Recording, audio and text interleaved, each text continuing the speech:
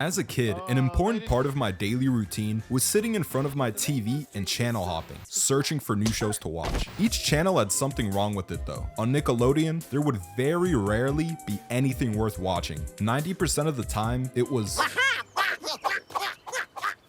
whatever the fuck this is. And on Disney, the child actors kind of felt like they were being held hostage. But Cartoon Network was different. Every day when the clock hit 9, the channel would evolve from just regular kids cartoons to something better. With the new name came different shows. Shows that had jokes I sometimes didn't understand. Shows that felt like they weren't talking down to me. And so quickly, Adult Swim became my favorite block of TV. But there was something better. You see, the regular Adult Swim shows only lasted for 3 hours. When the day changed, so did the programming. 12 a.m. marked the start of what I like to call Japanese brainwashing.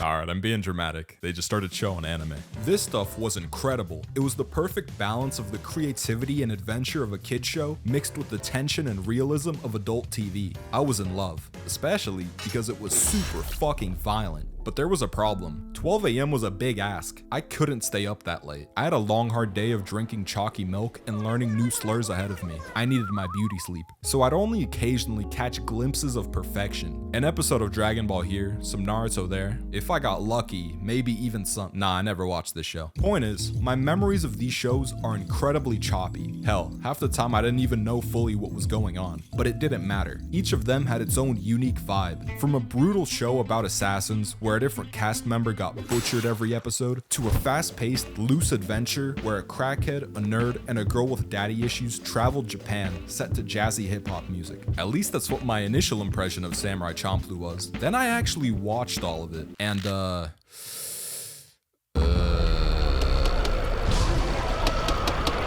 Samurai Champloo follows an unlikely trio's journey across Japan. Fu, a 15-year-old waitress, has her whole life burned down in front of her when two adrenaline junkie samurai decide to duel each other in her tea shop, and in the process accidentally commit domestic terrorism. Now with her only responsibility gone and no family to go home to, Fu decides to chase after her childhood dream. She wants to find a man mysteriously referred to as the samurai who smells of sunflowers. The problem with this is that she's a young girl.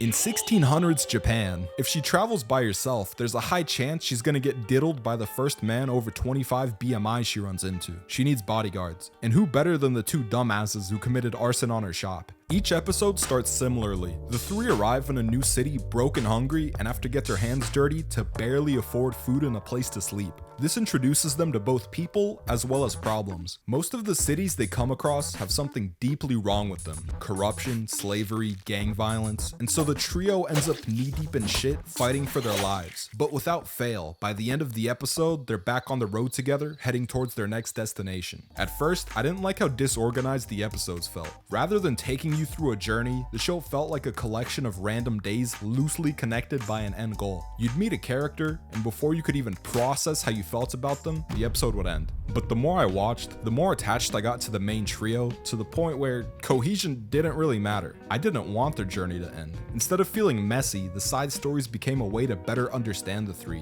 What would a character you genuinely care about do in a situation when they're sad, angry, and love? At a certain point, you become split. On one hand, you want each character to accomplish their goals. You like them. But at the same time, you know that if they succeed, then the show ends and you'll never see them again.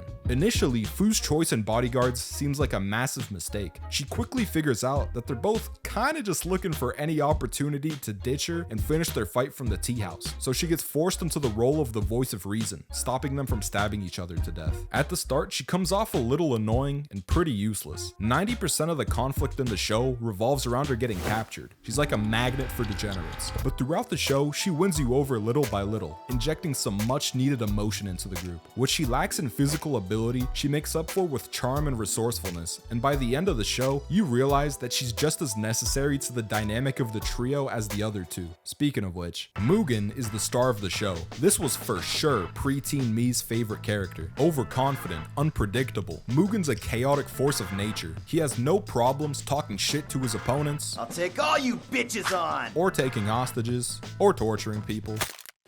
I'm pretty sure in one episode he just straight robbed someone. His lack of restraint and questionable morals make him the most entertaining character by far, even if he's a moron. If he so much as sees an attractive woman, his brain completely shuts down and he starts thinking with the backup organ. There's an entire side story where a girl exploits him with sex into massacring a whole crime family, so he's got his priorities straight. You can tell he thinks he's hot shit too. It's pretty obvious that he puts in a lot of effort into coming off cool, but sometimes that backfires and it makes him look like a complete cornball. His cockiness goes well beyond just his personality though. It even bleeds into his fighting style. Mugen makes all his decisions instinctually. He leaves himself wide open and relies on reflexes to make him unreadable. This results in him making unusual movements like fighting with his feet or using the environment to mentally fuck with his opponent. Sometimes it looked more like he was breakdancing than fighting for his life. This is in sharp contrast to Jean, who thinks Mugen fights like a retard. This is current me's favorite character. Jean values efficiency. He's mastered the traditional style of sword fighting, analyzing his opponents and carefully picking them apart with precise attacks. This cold, calculated approach relates back to how he acts. Jean's usually silent and reserved, so when he loses composure or shows even a little hint of emotion, its impact's intensified. His stoicism is the main reason for the best episode in the entire show. To quickly sum it up, episode 11 is about Jean falling in love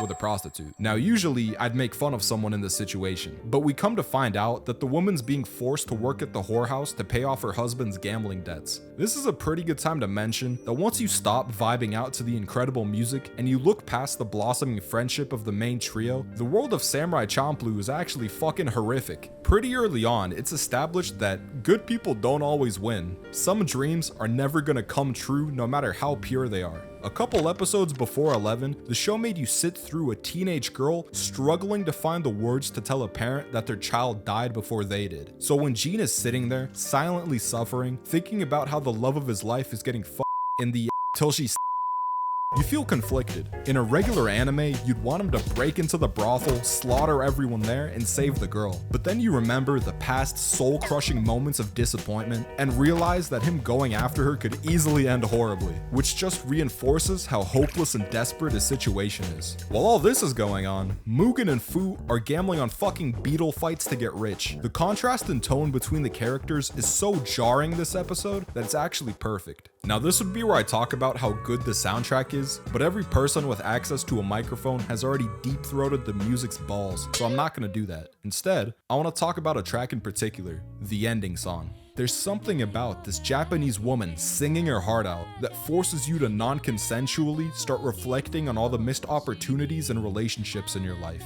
It's bizarre. From the first time I heard it, the song made me feel like I was getting punched in the stomach, and it only got worse with each passing episode. Eventually though, I started realizing why I felt so sad. The entire time, the show has been repeatedly beating a message into you. Everything from the disappearing side characters, to the trio gradually branching out from each other and laying the foundation for their future lives, to the constant reminders that the journey has to come to an end. The reason why you feel sad is because of how relatable these separations are. These moments where you get really attached to something just to let it go have been happening your entire life.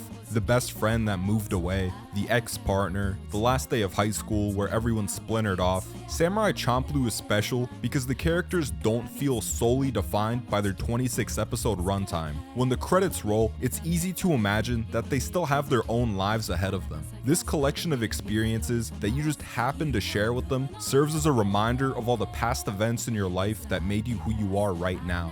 A fucking anime YouTuber. I know what to get, all the